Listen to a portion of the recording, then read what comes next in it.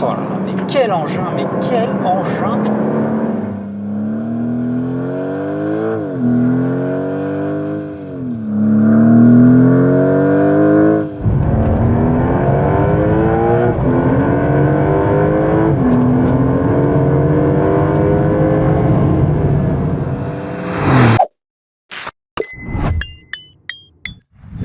Si je vous dis qu'on est sur le point d'essayer la Porsche 911 la plus puissante de l'histoire, vous allez sûrement penser à une GT3 ou une GT2 ou une série limitée ultra exclusive.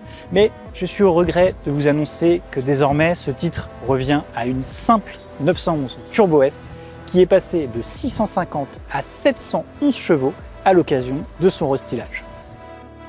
La cylindrée du Flat 6 régresse pourtant de 3,8 litres à 3,6 litres, mais comme sa petite sœur GTS lancée l'an dernier, la nouvelle Turbo S restylée s'offre les services d'une hybridation. Ici, rassurez-vous, point de moteur de Prius, mais une machine de 82 chevaux et 188 Nm, logée dans la boîte PDK à 8 rapports. Elle porte la puissance maxi de 640 à 711 chevaux à l'accélération, puis récupère l'énergie cinétique à la décélération pour alimenter la petite batterie de 1,9 kWh située à l'avant de l'auto.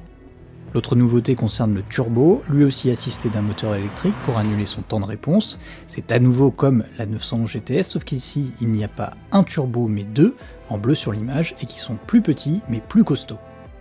Cette électrification entraîne évidemment un surpoids de 85 kg exactement, et pourtant le 0 à 100 chute de 2,7 à 2,5 secondes et le 0 à 200 de 8,9 à 8,4 secondes.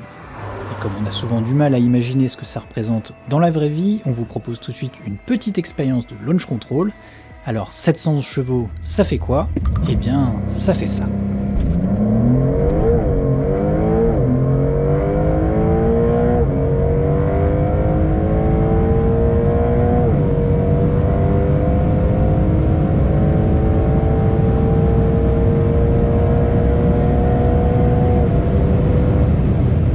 Le clou du spectacle est planté sur la boucle nord du Nürburgring avec un chrono annoncé sous les 7 minutes 04, soit 14 secondes de moins que la précédente Turbo S. Porsche l'explique par les performances moteurs en progrès donc, par les éléments aérodynamiques actifs qui réduisent la traînée jusqu'à 10%, par les nouvelles barres anti-roulis pilotées, plus réactives grâce à l'architecture électrique en 400 volts, mais ne rêvons pas, ce gain provient aussi et surtout de la monte pneumatique. La 911 Turbo S roule désormais en Pirelli P0R, plus performant que les P0 tout court utilisés lors du précédent chrono.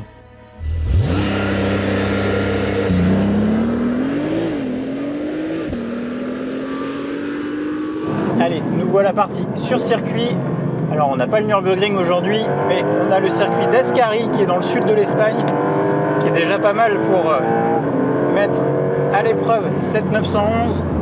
On a beaucoup de changements d'appui, on a des pif-paf, on a des virages relevés, bref, pas mal de pièges.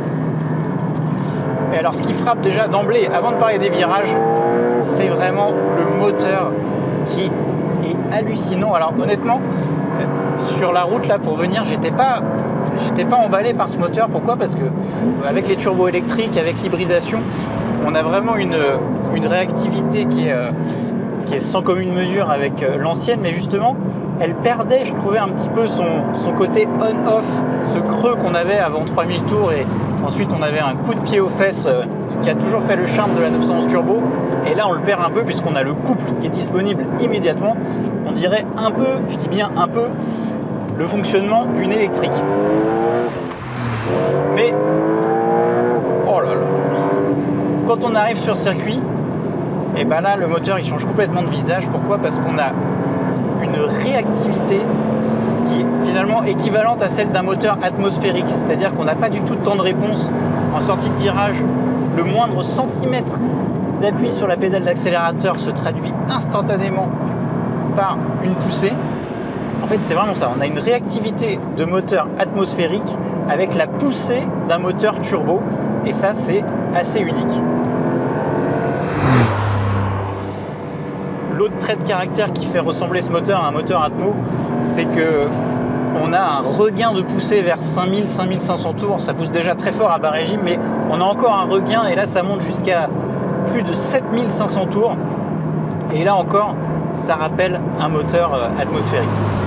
L'autre grosse surprise de cette 911 turbo sur circuit. Vous savez, on a l'habitude de dire que pour le circuit on prend plutôt une GT3 et puis une turbo on la prend plutôt pour l'autoroute ou les grandes routes. Mais là sur circuit cette voiture se dévoile totalement. Pourquoi ? Parce que en fait c'est un vélo, on en fait ce qu'on veut. La voiture se place sur les freins en entrée, l'arrière vient doucement, on peut réaccélérer.